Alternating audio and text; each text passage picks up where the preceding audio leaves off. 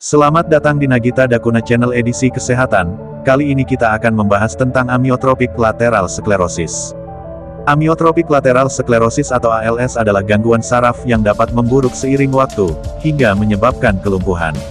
Pada awalnya, ALS ditandai dengan kedutan otot, otot melemah, dan gangguan bicara. ALS atau sklerosis lateral amiotrofik adalah penyakit yang menjadi terkenal di tahun 2014 melalui Ice Bucket Challenge, yaitu tantangan yang dilakukan dengan menyiram seember air dingin dari atas kepala. Tantangan ini dibuat untuk mengumpulkan dana penelitian terhadap ALS atau yang disebut juga dengan penyakit Lou Gehrig. Secara spesifik, ALS menyerang otak dan saraf tulang belakang yang mengendalikan gerakan otot atau saraf motorik sehingga disebut juga sebagai penyakit saraf motorik. Seiring waktu, saraf akan makin rusak. Akibatnya, penderita ALS kehilangan kekuatan otot, kemampuan bicara, makan, hingga bernapas. Penyebab amyotropik lateral sklerosis. Penyebab penyakit ALS belum bisa dipastikan. Namun, sekitar 5-10% kasus ALS diketahui terkait dengan faktor keturunan. Selain faktor keturunan, beberapa penelitian menunjukkan bahwa ALS diduga terkait dengan sejumlah kondisi seperti kelebihan glutamat. Glutamat adalah zat kimia yang berperan sebagai pengirim pesan dari dan ke otak serta saraf. Namun, bila menumpuk di sekitar sel saraf, glutamat dapat menimbulkan kerusakan pada saraf. Gangguan sistem imun. Pada penderita ALS, sistem kekebalan tubuh keliru menyerang sel-sel saraf yang sehat.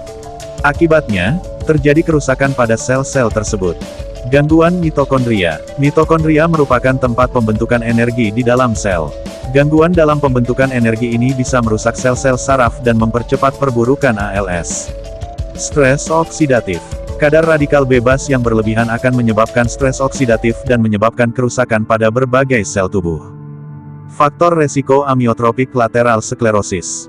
Terdapat sejumlah faktor yang bisa meningkatkan risiko seseorang terkena ALS yaitu berusia antara 40-70 tahun, memiliki orang tua yang menderita ALS, terpapar zat kimia timbal dalam jangka panjang, memiliki kebiasaan merokok. Gejala amyotropik lateral sklerosis. Gejala awal ALS seringkali dimulai dari tungkai, lalu menyebar ke bagian tubuh yang lain. Seiring perkembangan penyakit, gejala akan makin memburuk, sel-sel saraf akan rusak, dan otot akan terus melemah. Kondisi di atas memengaruhi kemampuan penderita dalam berbicara, mengunyah, menelan, dan bernapas. Gejala ALS meliputi kram atau kaku otot serta kedutan di lengan dan lidah, lengan terasa lemas dan sering menjatuhkan barang, tungkai melemah sehingga sering jatuh atau tersandung, sulit menegakkan kepala dan menjaga posisi badan, sulit berjalan dan melakukan aktivitas sehari-hari, gangguan bicara, seperti bicara tidak jelas atau terlalu lambat, sulit menelan, mudah tersedak, dan meneteskan air liur dari mulut. Meski mengganggu pergerakan, ALS tidak memengaruhi fungsi indera dan kemampuan untuk mengendalikan buang air kecil BAK atau buang air besar atau BAB. Penderita ALS juga tetap bisa berpikir dengan baik dan berinteraksi dengan orang lain. Kapan harus ke dokter? Segera ke dokter bila merasakan perubahan pada otot lengan dan tungkai, kram otot di tungkai, dan badan terasa lemah selama beberapa hari atau minggu. Pemeriksaan ke dokter juga perlu dilakukan jika terdapat perubahan pada cara bicara atau berjalan. ALS merupakan penyakit yang akan mengalami perburukan secara bertahap. Bila Anda terdiagnosis ALS, lakukan kontrol rutin ke dokter saraf, agar perkembangan penyakit ini lebih terpantau. Diagnosis amyotropik lateral sklerosis. Untuk dapat menentukan ALS, dokter akan bertanya secara rinci mengenai gejala yang dialami pasien dan melakukan pemeriksaan fisik. Setelah itu, untuk menyingkirkan kemungkinan gejala disebabkan oleh penyakit lain, dokter akan menjalankan sejumlah pemeriksaan berikut meliputi elektromiografi atau EMG, untuk memeriksa aktivitas listrik otot. Pemindaian dengan MRI, untuk melihat sistem saraf yang bermasalah, uji sampel darah dan urin, untuk mengetahui kondisi kesehatan pasien secara umum dan mendeteksi kelainan genetik atau faktor penyebab lain, pemeriksaan kecepatan hantar saraf, untuk menilai fungsi saraf-saraf motorik tubuh, pengambilan sampel jaringan atau biopsi otot, untuk melihat kelainan pada otot, pemeriksaan fungsi lumbal, untuk memeriksa sampel cairan otak yang diambil melalui tulang belakang. Pengobatan amyotropik lateral sklerosis. Obat-obatan. Untuk mengatasi ALS, dokter dapat memberikan obat-obatan berikut meliputi baclofen dan diazepam, untuk meredakan gejala kaku otot yang mengganggu aktivitas sehari-hari triheksipenidil atau amitriptilin, untuk membantu pasien yang mengalami kesulitan menelan, riluzole, untuk memperlambat progresivitas kerusakan saraf yang terjadi pada ALS. Terapi pada ALS dilakukan untuk membantu fungsi otot dan pernapasan.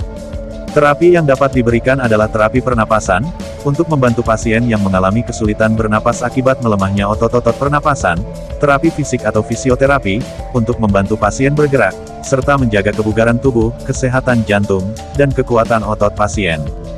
Terapi bicara, untuk membantu pasien berkomunikasi dengan baik, terapi okupasi, untuk membantu pasien melakukan aktivitas sehari-hari secara mandiri, pengaturan asupan nutrisi, dengan menyediakan makanan yang mudah ditelan tetapi tetap mencukupi kebutuhan gizi pasien. ALS tidak bisa diobati sepenuhnya.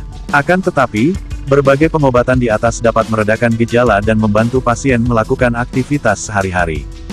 Komplikasi amiotropik lateral sklerosis. Kesulitan berbicara. Kata-kata yang diucapkan penderita ALS menjadi tidak jelas dan sulit dipahami. Kesulitan bernapas. Kondisi ini bisa menyebabkan gagal napas, yang merupakan penyebab utama kematian pada penderita ALS. Kesulitan untuk makan. Komplikasi ini bisa menyebabkan penderita ALS kekurangan nutrisi dan cairan. Demensia. Demensia adalah kondisi yang menyebabkan penurunan daya ingat dan kemampuan dalam membuat keputusan. Pencegahan amiotropik lateral sklerosis. Amiotropik lateral sklerosis sulit dicegah, karena penyebabnya belum diketahui. Lakukan pemeriksaan secara berkala, terutama jika Anda memiliki anggota keluarga yang menderita ALS, atau Anda mengalami gangguan dalam bergerak. Salam sehat, sampai jumpa di video selanjutnya. Terima kasih.